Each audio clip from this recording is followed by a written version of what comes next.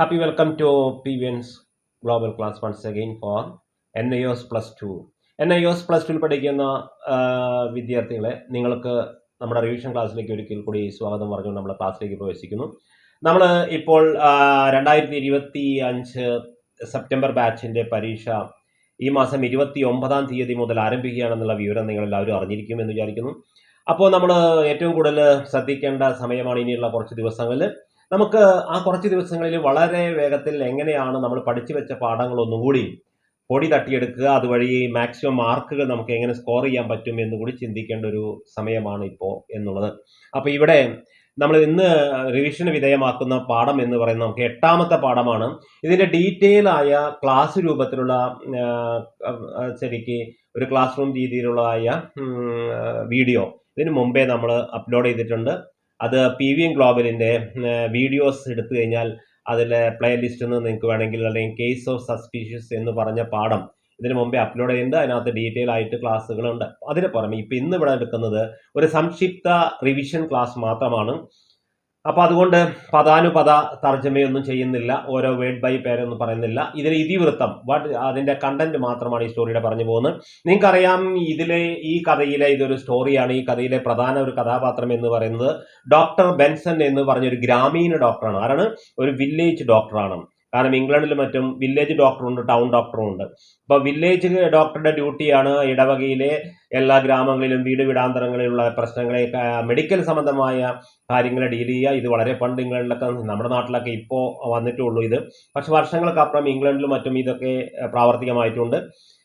അങ്ങനെ ഒരു ഗ്രാമീണ ഡോക്ടറായിട്ട്, ഒരു വില്ലേജ് ഡോക്ടറായി പ്രാക്ടീസ് ചെയ്യുന്ന ഡോക്ടറായിരുന്നു ഡോക്ടർ ബെൻസൺ എന്നുള്ളത്. അദ്ദേഹത്തിൻ്റെ ഒരു ലെസണാണ് ഇത് എന്ന് പറയുന്നത്. അതായത് അയാളാണ് പ്രധാനപ്പെട്ട കഥാപാത്രം എന്ന് പറയുന്നത്. അദ്ദേഹത്തിന് 1ാമത്തെ സെക്ഷൻ 1-ൽ പറയുന്ന കാര്യങ്ങൾ സംക്ഷിപ്തമായി പറഞ്ഞു കഴിഞ്ഞാൽ, ഒരു ദിവസം അർദ്ധരാത്രി 2 o'clock ഇൻ ദ നൈറ്റ്, രാത്രിയിൽ ഒരു ദിവസം ടൈം ഇസ് 2 o'clock, 2 മണിക്ക് ഹി ഗെറ്റ്സ് എ കാൾ. അദ്ദേഹത്തിന് ഒരു ടെലിഫോൺ കാൾ കിട്ടുന്നു. അങ്ങ് ഏതോ ഗ്രാമത്തിലൊരു വീട്ടിൽ നിന്ന് ഒരു ടെലിഫോൺ കാൾ കിട്ടുന്നു. What is his name? Doctor Benson. He got a telephone call in the mid of the night. രാത്രി അർദ്ധരാത്രിക്ക് ആണ് ആ കാള് കിട്ടുന്നത്. അത് വിളിക്കുന്നത് മിസ്സിസ് ഓട്ട്സോർലി എന്ന് പറഞ്ഞ ഒരു മദാമയാണ്, അഥവാ ഒരു സ്ത്രീയാണ്. പ്രഗ്നൻ്റ് ആണ്, അഥവാ പ്രസവിക്കാനായ ഒരു സ്ത്രീയാണ്. അപ്പോൾ അതുകൊണ്ട് അദ്ദേഹം ഒരുപാട് പ്രസവങ്ങൾ നടത്തിയിട്ടുള്ള ഒരു സ്ത്രീയാണ്. അദ്ദേഹം ആ സ്ത്രീ ഇപ്പോൾ തൻ്റെ മെഡിക്കൽ കെയറിന് വേണ്ടി, അഥവാ പ്രഗ്നൻസി അറ്റൻഷന് വേണ്ടി, സർജറി അറ്റൻഡ് ചെയ്യാൻ വേണ്ടി ഡോക്ടറെ സഹായം തേടിക്കൊണ്ട് ആണ് വിളിച്ചിട്ടുള്ളത്. വിളിച്ച സമയം 2 മണിക്ക്. കാലാവസ്ഥയാണ് ഈ നവംബർ മാസമാണ്. നവംബർ മാസത്തിലെ വിൻഡ് അത് അതിശൈത്യമായിട്ട് വളരെ ശക്തിയോടെ അടിച്ചുകൊണ്ടിരിക്കുന്ന ഒരു രാത്രിയാണ്. നമുക്ക് സ്വാഭാവികമായിട്ടും പുറത്തേക്ക് യാത്ര ചെയ്യാൻ വളരെ ബുദ്ധിമുട്ടാണ്. കാരണം time is too late and climate is very boring. Climate വളരെ ബോറിയാണ്. കാരണം പൊടുത്തിങ്ങനെ കണ്ണിലേക്ക് തീക്ഷ്ണമായി അടിച്ചുകൊണ്ടിരിക്കുന്ന കാറ്റാണ്. അതിനൊന്നും വകവെക്കാതെ അദ്ദേഹം വെല്ലെ തൻ്റെ വീട് വിട്ട് തൻ്റെ വർക്ക്ഷോപ്പിലേക്ക് വരികയും വർക്ക്ഷോപ്പിൽ നിന്ന് സ്റ്റാർട്ടാക്കാൻ കൂട്ടാക്കാത്ത തൻ്റെ കാറ് വളരെ മെനക്കെട്ട് സ്റ്റാർട്ടാക്കുകയും, അങ്ങനെ അദ്ദേഹം കാറ് വിട്ട് ഒരു ഹൈവേയിലേക്ക് എത്തുന്നതോടുകൂടി ഈ കഥയുടെ 1ാം ഭാഗം തീരുകയാണ്. 2ാം ഭാഗത്തിൽ സെക്ഷൻ 2-ൽ അദ്ദേഹം ഒറ്റയ്ക്ക് ഇങ്ങനെ യാത്ര പോകവേ പോയിക്കൊണ്ടിരിക്കുമ്പോൾ on the way he met with another vision. വേറെ ഒരു വ്യൂ കാണുന്നു. എന്താ? അങ്ങ് റോഡിലൂടെ നോക്കും. റോഡിലൂടെ ഇയാൾ കാർ വിട്ടു പോകുമ്പോൾ തൻ്റെ കാറിൻ്റെ മുമ്പിലായിട്ട് ഒരു മനുഷ്യൻ ഒറ്റയ്ക്ക് ഇങ്ങനെ നടന്നു പോകുന്നു. കാലാവസ്ഥയുടെ പ്രഹരം അദ്ദേഹത്തിൽ ഏൽക്കുന്നുണ്ട്.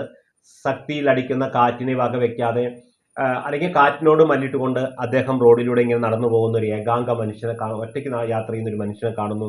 അദ്ദേഹത്തിന്റെ ദയനീയ അവസ്ഥ കണ്ടപ്പോൾ നമ്മുടെ ഡോക്ടർ ബെൻസൺ വെല്ലയുടെ അടുത്ത് ചെന്ന് വണ്ടി, തൻ്റെ കാറ് ചാരി നിർത്തുന്നു.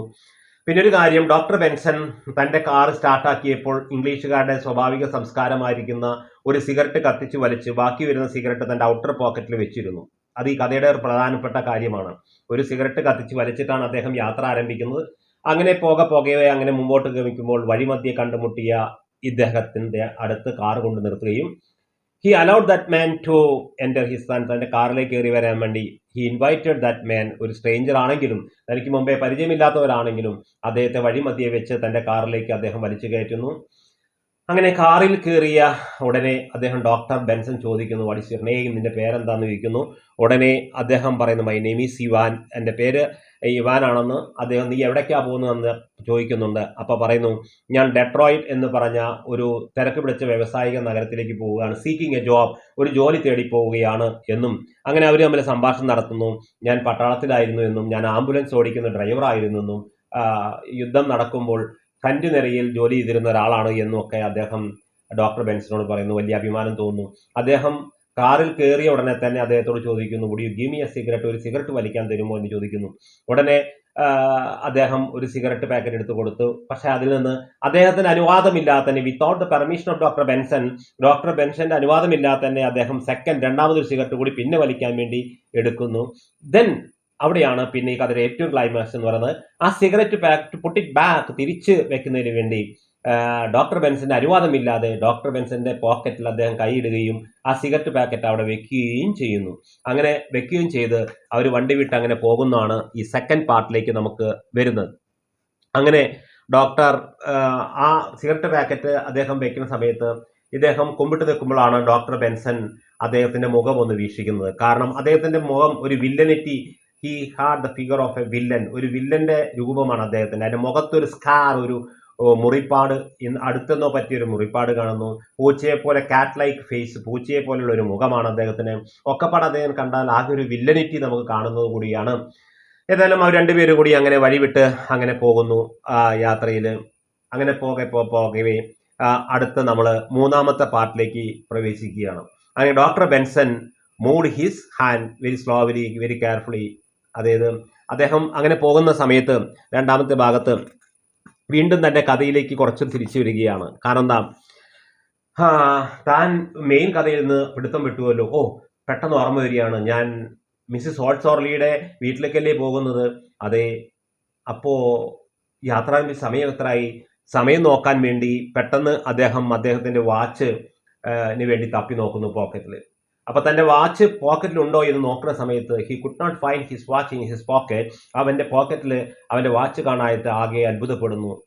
He is doubting, case of suspicion എന്നാണ് നമ്മുടെ പാഠത്തിന്റെ പേര്, സംശയത്തിന്റെ മുനമ്പ്. ഇവിടെയാണല്ലോ നമുക്ക് എല്ലാവർക്കും പലപ്പോഴും പലതിനെ കുറിച്ചും സംശയമൊന്നുമുണ്ട്. അദ്ദേഹത്തിന്റെ മനസ്സിൽ ഒരു പെട്ടെന്നൊരു സംശയം വരികയാണ്. കാരണം he pick pocketed my watch. ഞാൻ ഒരു സഹായം എന്ന രീതിയിൽ അദ്ദേഹത്തിന് ലിഫ്റ്റ് കൊടുത്തു.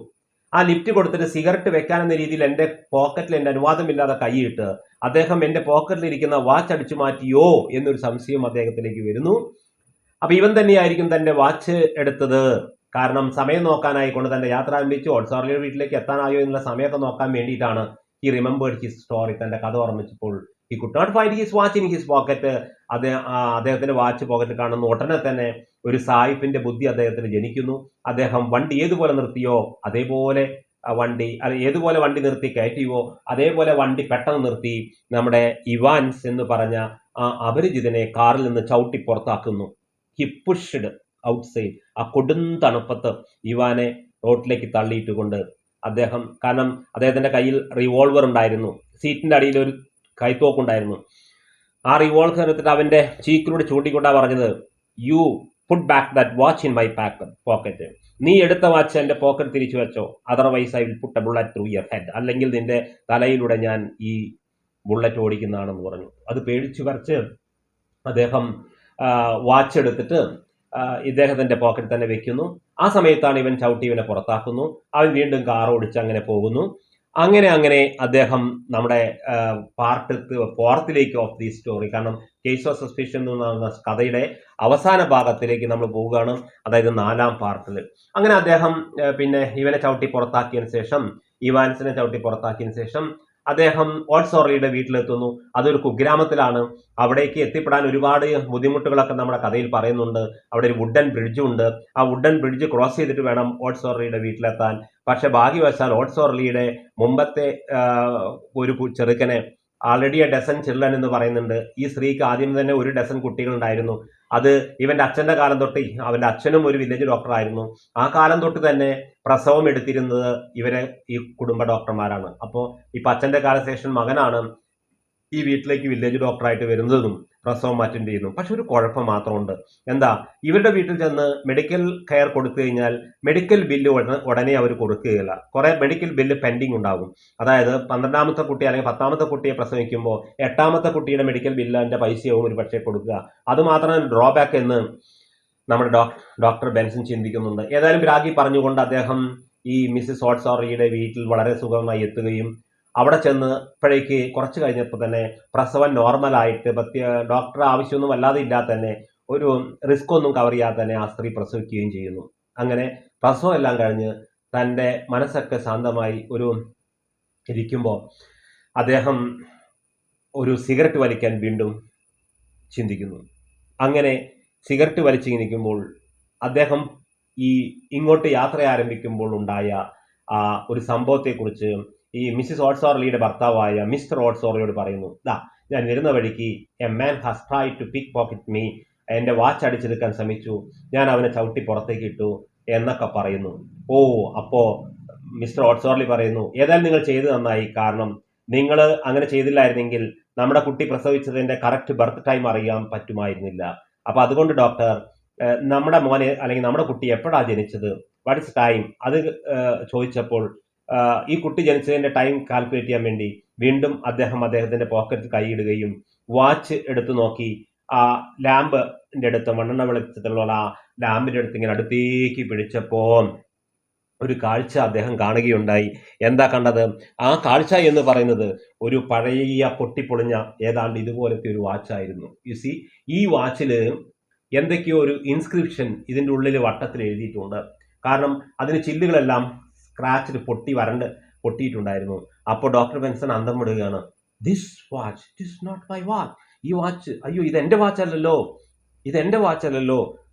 എൻ്റെ പോക്കറ്റിൽ ഞാൻ എടുത്ത വാച്ച്, എൻ്റെ പോക്കറ്റിലേക്ക് അവൻ ആദ്യം എടുത്ത വാച്ച് തിരിച്ച് എൻ്റെ പോക്കറ്റിൽ നിന്ന് എടുത്ത് നോക്കുമ്പോൾ എനിക്ക് സമയം അറിയാനുണ്ട്. ഇപ്പം ഞാൻ നോക്കുമ്പോൾ ഈ വാച്ച് എൻ്റേതല്ലല്ലോ.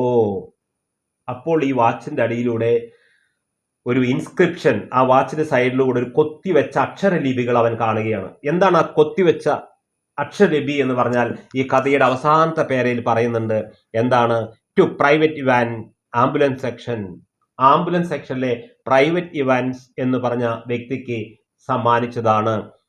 കാരണം ഹുസ് ബ്രേവറി, അദ്ദേഹത്തിന്റെ ധീരത, പ്രിസർവ്ഡ്, സംരക്ഷിക്കുകയുണ്ടായി അവർ ലൈഫ്, ഞങ്ങളുടെ ജീവനുകൾ ഇൻ ദ നൈറ്റ്, നവംബർ 3 1943, രണ്ടാം ലോക മഹായുദ്ധകാലത്ത് 1940 മുൻനിരയിൽ യുദ്ധം ചെയ്യുന്ന ഞങ്ങളുടെ ജീവനുകളെ രക്ഷപ്പെടുത്തിയത് യഥാസമയം ഈ ഇവാൻസിന്റെ ആംബുലൻസ് ആണ് എന്നും അതിനോട് കൃതജ്ഞ പറഞ്ഞുകൊണ്ടും നന്ദി പറഞ്ഞുകൊണ്ടും ഞങ്ങളിതാ നിങ്ങൾക്കൊരു സമ്മാനം തരുന്നു എന്ന് ആ വാച്ചിന്റെ സൈഡിലൂടെ ഇൻസ്ക്രിപ്ഷനായിട്ട് ലിപിയിൽ എഴുതി കൊത്തിവെച്ചിരിക്കുന്നു. അത് ആരൊക്കെയാണ് അത് നൽകിയത്? പാരിതോഷം നൽകിയത് ഇറ്റാലിയൻ ഫ്രണ്ട് നിരയിലെ നേഴ്സുമാരായിരിക്കുന്ന നെസ്ബിറ്റും ജോൺസും വിൻഗേറ്റ് എന്ന് പറഞ്ഞ 3 നേഴ്സുമാര് അന്ന് ഇവാന് സമ്മാനിച്ച വാച്ചായിരുന്നു ഈ വാച്ച് എന്ന് പറയുന്നു. അപ്പൊ ഈ വാച്ച് ഒരു മിസ്അണ്ടർസ്റ്റാൻഡിങ് ഉണ്ടാക്കുകയാണ്. അപ്പൊ എന്താ ഉണ്ടായത്? ഇതാണ് my dear students case of സംശയം എന്ന്, ഡൗട്ട് എന്ന് പറയുന്നത്, കാരണം സസ്പീഷൻ എന്ന് പറയുന്നത്. കാരണം ഈ വാച്ച് ഇംഗ്ലീഷുകാരുടെ ബുദ്ധിയാണ്. കാരണം വെക്കട എൻ്റെ വാച്ച് തിരിച്ചെൻ്റെ പോക്കറ്റിൽ എന്ന് പറഞ്ഞപ്പോൾ തൻ്റെ ജീവൻ രക്ഷപ്പെടുത്താൻ വേണ്ടി അദ്ദേഹം താൽക്കാലികമായിട്ട് അദ്ദേഹത്തിന്റെ വാച്ച് എടുത്തിട്ടാണ് ഡോക്ടർ ബെൻസന്റെ, അല്ലെങ്കിൽ അവൻ വെടിവെച്ചാൽ കാറ്റ് പോവില്ലേ, അപ്പൊ തൽക്കാലമായി ഇത് രക്ഷപ്പെടാൻ വേണ്ടിയിട്ട് ആ ഇവാനിൽ ഉദിച്ചൊരു ബുദ്ധിയാണ്, പിന്നെ ഇവാനിലല്ല, അതെ ഇവാനിൽ ഉപയോഗിച്ച ഒരു ബുദ്ധിയാണ് എന്ത്, ഇദ്ദേഹം എന്നെ വെടിവെക്കും, അപ്പോൾ ഒരേ രക്ഷപ്പെടാനുള്ള മാർഗം അദ്ദേഹത്തിന്റെ വാച്ച് ആയിരുന്നു ഈ വാച്ച്. ഇത് അദ്ദേഹത്തിന് 3 നേഴ്സുമാർ സമ്മാനിച്ചതായിരുന്നു അദ്ദേഹം പട്ടാളത്തിലായിരുന്നപ്പോൾ. ആ വാച്ച് എടുത്തിട്ട് അയാളെ പോക്കറ്റിൽ വെച്ചു കൊടുത്തു, തൽക്കാലം ജീവൻ രക്ഷപ്പെടുത്തി. പക്ഷെ സത്യം, ഈ കഥയുടെ ഏറ്റവും സത്യം എന്താണ്? The reality of the story എന്താണ്? ഡോക്ടർ ബെൻസൺ വീട്ടിൽ നിന്ന് ഇറങ്ങിയപ്പോൾ തന്റെ വാച്ച് എടുക്കാൻ മറന്നിരുന്നു. പക്ഷേ ആ കാര്യം വിട്ടുപോയിട്ടാണ് ഇദ്ദേഹം തന്റെ പോക്കറ്റിൽ നിന്ന് എൻ്റെ വാച്ച് അവൻ അടിച്ചെടുത്തു എന്നൊരു തോന്നൽ ജനിക്കുകയും, അങ്ങനെയാണല്ലോ എപ്പോഴും സംശയം വരുമ്പോഴാണ് നമുക്ക് ആകെ അങ്കലാപ്പാവുന്നത്. ഏതായാലും ഈ സിൻസിയർ പാവം ഡോക്ടർ അങ്ങ് അവിടെ എവിടെയോ തണുപ്പത്ത് കോച്ചി വിറങ്ങലിച്ച് കിടക്കുന്നുണ്ടായിരിക്കാം. പക്ഷേ ഇദ്ദേഹം ചെയ്ത തെറ്റോ ശരിയോ, 2 ഭാഗത്തു കൂടെയും വീക്ഷിക്കുമ്പോൾ 2 പേർക്കും അതിൻ്റെതായ റീസൺ ഉണ്ട്. അതായത് ഇദ്ദേഹം വാച്ച് കട്ടെടുത്തു എന്ന ചിന്ത വരുന്ന രീതിയിൽ തന്നെയായിരുന്നു നമ്മുടെ ഇദ്ദേഹത്തിന്റെ ഇവാൻസിന്റെ പെരുമാറ്റവും അയാളുടെ വില്ലൻ ലുക്കും ഒക്കെ. അതുകൊണ്ട് ഡോക്ടർ ഇങ്ങനെ സംശയിച്ചും നമുക്ക് കുറ്റം പറയാനൊന്നും പറ്റുകയില്ല. പക്ഷെ പിന്നീട് പശ്ചാത്താപം റിപ്പൻറ്റൻസ് തോന്നുകയാണ് ഡോക്ടർക്ക്. അയ്യോ, ഇത്ര നല്ലൊരു മനുഷ്യനെ ആയിരുന്നോ ഞാൻ ഇങ്ങനെ ട്രീറ്റ് ചെയ്തത് എന്ന് മനസ്സിലാക്കുന്നതോടുകൂടി ഈ കേസ് ഓഫ് സസ്പീഷൻ എന്ന് പറഞ്ഞ കഥ it's very important for the exam ഇവിടെ അവസാനിക്കുന്നു. ഇതിൻ്റെ പദാനുപത ക്ലാസ് നമ്മുടെ PVN ഗ്ലോബൽ തന്നെ അപ്ലോഡ് ചെയ്തിട്ടുണ്ട്. അത് വേണ്ടവർക്ക് അങ്ങനെ കേൾക്കാം. ഇത് റിവിഷൻ ക്ലാസ് ആണ്. ഇതിൻ്റെ ചോദ്യങ്ങളൊക്കെ നമുക്ക് ഇതിൽ റെഫർ ചെയ്യുന്ന ചോദ്യങ്ങളൊക്കെ പുറകിൽ സിമ്പിളായിട്ട് ഒരുപാട് ചോദ്യങ്ങളൊക്കെ ഉണ്ട്. വളരെ സിമ്പിളാണ്. എന്തുകൊണ്ടാണ് why was Miss Orley happy, doctor Benson got be his watch, തൻ്റെ വാച്ച് തിരിച്ചു കിട്ടിയാൽ എന്താ സന്തോഷം, ഇങ്ങനെ കുറേ സിമ്പിൾ ചോദ്യങ്ങളൊക്കെയാണ് ഇതിനകത്തുള്ളത്. അപ്പോൾ അത് നിങ്ങൾ ചോദിക്കുക. ആ ചോദ്യങ്ങളെല്ലാം നിങ്ങൾ പഠിക്കുക. ബാക്കി അടുത്തൊരു വീഡിയോ ആയിട്ട് ഞാൻ വീണ്ടും റിവിഷനിൽ വരും. ഈ പുറകിലുള്ള ക്വസ്റ്റ്യൻസ് ഒക്കെ വളരെ സിമ്പിളായിട്ടാണ് വരുന്നത്. അത് നമുക്ക് അടുത്തൊരു വീഡിയോയിൽ അപ്ലോഡ് ചെയ്യാം. ഏതായാലും ഈ സ്റ്റോറി എക്സാം പർപ്പസ് വളരെ ഇമ്പോർട്ടൻ്റ് ആയ ഇതാണ്.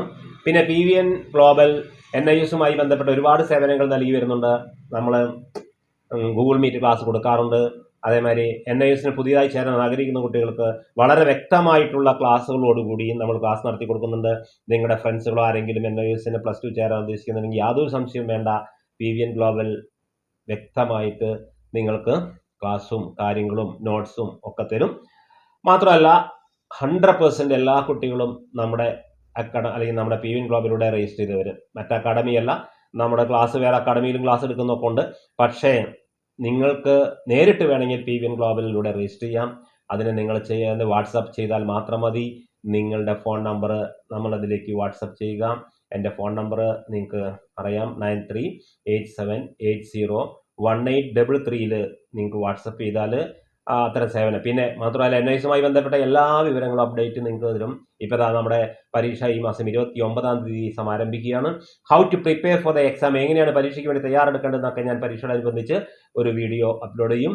അപ്പോൾ അതിന് please get rid of your tension. പരീക്ഷയുടെ ടെൻഷനൊക്കെ മാറ്റി നിർത്തി ഇനിയുള്ള ദിവസങ്ങൾ ഇത്തരം റിവിഷൻ ക്ലാസ് എത്താത്ത നിങ്ങൾക്ക് സുഖമായിട്ട് നല്ലൊരു മാർക്കോടുകൂടി ഇംഗ്ലീഷ് പാസ്സാവാൻ കഴിയും. പാസ്സാവട്ടെ എന്നെല്ലാവരെയും ആശംസിച്ചുകൊണ്ട് എല്ലാവർക്കും നല്ല ദിനം ആശംസിച്ചുകൊണ്ട് നിർത്തട്ടെ.